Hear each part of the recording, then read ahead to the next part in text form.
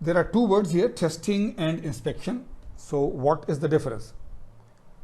Yeah, if you are saying that, you are right. Testing means you do some type of test. You test the hardness. You take a machine, you find the value, right? You test the hardness. You take your part to the tensile machine and you apply the load until it fractures, and you do the tensile testing and so forth.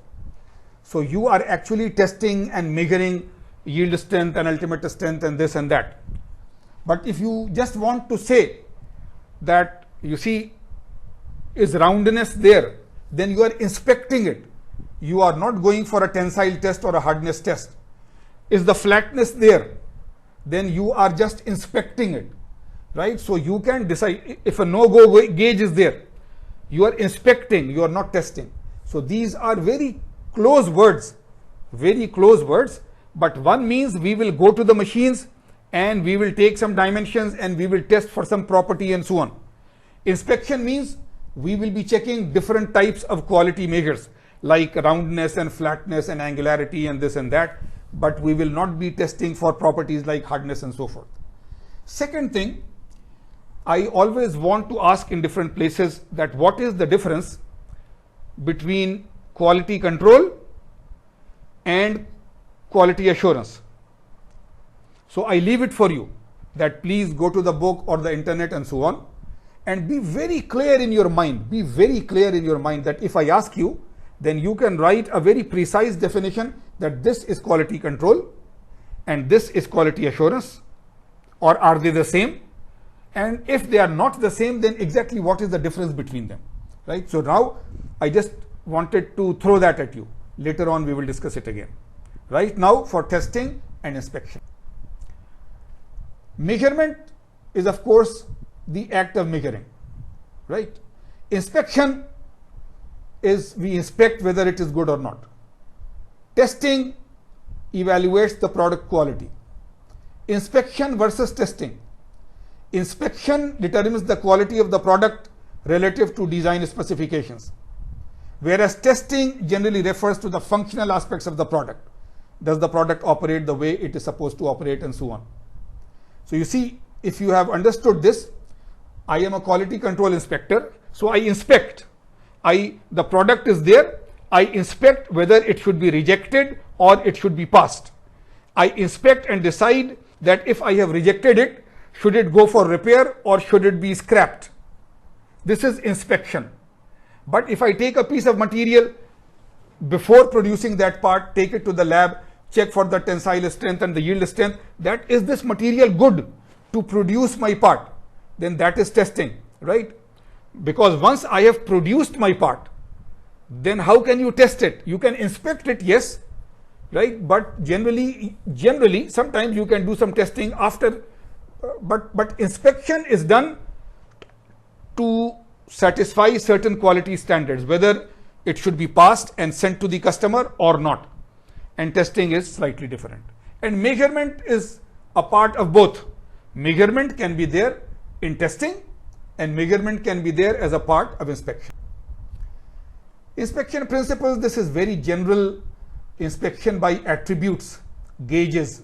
We don't actually measure. We just go yes or no, or go or no go. This is one thing. Inspection by variables, where we actually measure. So these are two types of inspections. In one, I am not interested in finding the actual size. I just want to see whether it is within tolerances. So snap gauges, go no go gauges, all those types of things. So I just pass it without measuring. But in the others, I actually measure the dimensions and this and that. So these two types of inspection principles are there, and I have done both of them as a person. And if you are there in this type of a department, then you will do it also. Then of course there is manual inspection and there is automated inspection, right? Very simple. That if we are producing lots and lots of parts, then we can make some equipment, some machine where the parts will be automatically measured and so on, right? And of course the coordinate measuring machine, though it is controlled by a human being, is sort of an automated inspection system. And manual means it will be done by hand. And in manual, because it is manual, so there will be two types. Either we will do sampling or 100% inspection. 100% inspection means that every part that I am producing is to be inspected. Sampling means that out of every 10 that I produce, I check only 1 or 2 randomly and then decide that the whole batch is good. Because if in any real world factory or company or manufacturing organization, if we do 100% that every part is checked, then maybe the number of parts that are produced per day can be checked after 3 days, right? So this will be very strange, isn't it? So there is a lot of science. When we will come to that part, we will talk about it, of how to decide the sampling size and so forth, so that we inspect only a few pieces, but we make general decisions about the whole batch, and we are generally correct. We are generally correct. Very rarely do we fail by this method. Now, testing first, right? Testing is destructive testing, like, tensile testing, you fracture the part. Impact testing, you fracture the part. So this is destructive testing. Proof testing is something else. Proof testing, destructive testing and so on is generally done on the part, on the material. Proof testing is done on the product that you make, right? For example, you make a gas cylinder. Right? For houses, it has to sustain a certain maximum pressure. So you give a design pressure of say 20 or 30% more than this, more than the regular one. Now you make a cylinder and go to the maximum pressure, not the average pressure that will be there, the maximum design pressure, and see if it fails or not. So this is called proof testing. You give a proof that even you go to the maximum limit, which will never be there. Normal limit will be 30% lower, but if it goes to the maximum, then it's still, right? So for pipes and pressure vessels and so on, you do this type of testing, which is called proof testing. Proof testing is not generally destructive because the part will not be destroyed. But if the part or the component that you produce was of a bad quality, then of course it will fracture. Then there is non-destructive testing. Non-destructive. We do lots of inspection without any destroying, without destroying anything. And lots of inspection are like that. Hardness is between destructive and non-destructive. Think and tell me why. We are putting hardness, non-destructive here, destructive here, we are putting hardness here. Why? Yes, if you have given this answer, you are right. When we do hardness measurement, then on the point that the hardness probe goes inside, it leaves a small dot. It leaves a small dot. So there is now a small dot on the surface. The part is not destroyed, the part is not broken, nothing is fractured, but it leaves a small dot. And if you are taking hardness at 3 or 4 different places, then on the surface, 3 or 4 different places, there is a small dot there now, so the surface finish is not exactly the same. So though it is not a non-destructive test, it does not destroy the part, but it does leave a permanent mark. So it is between them, right? It is not totally destructive, it is not totally non-destructive. NDT, non-destructive testing, non-destructive testing. So there are all these methods: liquid penetrant, magnetic particle, ultrasonic, acoustic emission, acoustic impact, radiography, eddy current, thermal, and holography. These are lots of different inspection techniques, from simple low-level ones to very costly high-level ones. But none of them destroy your part or leave a permanent mark there. So these are all techniques of inspection which are adopted by quality control inspectors all around the world in different fields, and they are all non-destructive testing techniques, non-destructive testing, right? So again, though we call it NDT, but you can even call it NDI, non-destructive inspection, right? We are not trying to find out properties like hardness and impact strength and so on. We are inspecting, but here the word inspection and testing are used together, right? So it is called NDT. Some people who are more correct don't write NDT, they write NDE, non-destructive examination. So that is a better word, because generally testing means you are trying to find some property. So in these, we are not trying to find the property. We are just trying to find that the quality is according to the design that came from the design office.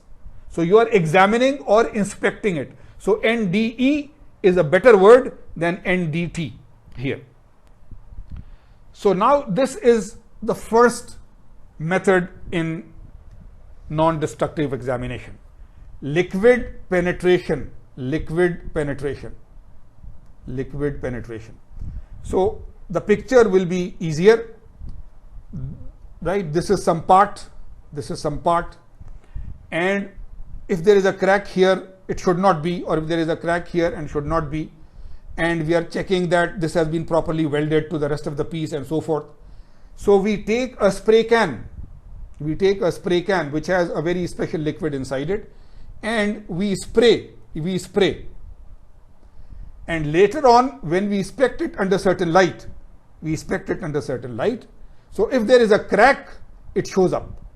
The rest of the part is of a general color because we sprayed it, but wherever there was a crack, that crack appeared as a bright portion there. So we can find out that the surface is not crack free if there are any dots, any pores, any cracks on the surface, if the welding was not totally good and there were some small cracks in the welding, right? So you spray the area and then look at it under normal light. If that type of paint was there, there are certain liquid penetration paints which will work good in normal light, or they will work under a special lamp. So you spray it and then you turn on your lamp and then you can see. It is like if you have seen those criminal investigation things, right? Criminal investigation programs, then when they want to do fingerprinting and other things, then they spray and then they shine certain light. And if they want to see some blood samples, then they spray, and under certain light it will show whether there was blood there. And so it is a very similar principle, but this is done for general engineering, that is done for criminal investigation. It similar could be done with inspection of bones and so on by doctors, right? But we are talking of engineering, right? So the principle is that a liquid penetrant means it will penetrate. It contains some fluorescent material. Fluorescent means it will shine. Fluorescent material or dye. It is drawn into the surface flaws by capillary action. Capillary action we know, we have talked about earlier, maybe in sand casting and so on. When there is a small hole and there is a fluid, then the fluid is pulled into the hole. It is called capillary action. So you spray the fluorescent dye and then it is pulled into the surface flaws, and subsequently they are revealed by a developer material in conjunction with. Developer material means that a special light or so on.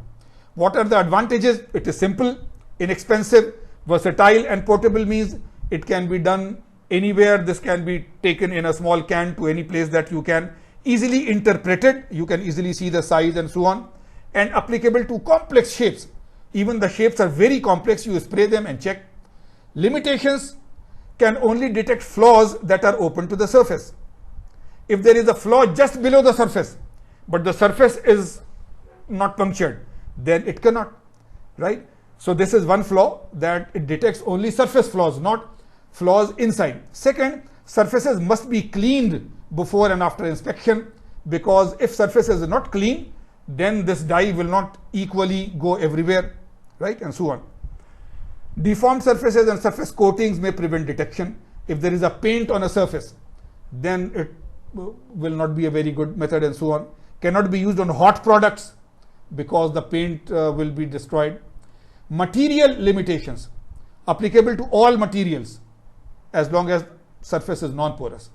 Geometrical limitations: no, any size or shape is okay. Permanent record: yes, photographs and videotapes and so on can be done, right? So it's a very simple method. I have used this a lot when welding inspection and other inspections were being done in my company. So, right, and you know, from limitations to advantages to everything. So today we will stop here and we will continue with it next time. And my request again that please, before the next lecture, go through this lecture and so on, and come to the online sessions well prepared so that the discussions are good. Thanks a lot. See you next time. Ma'as salama.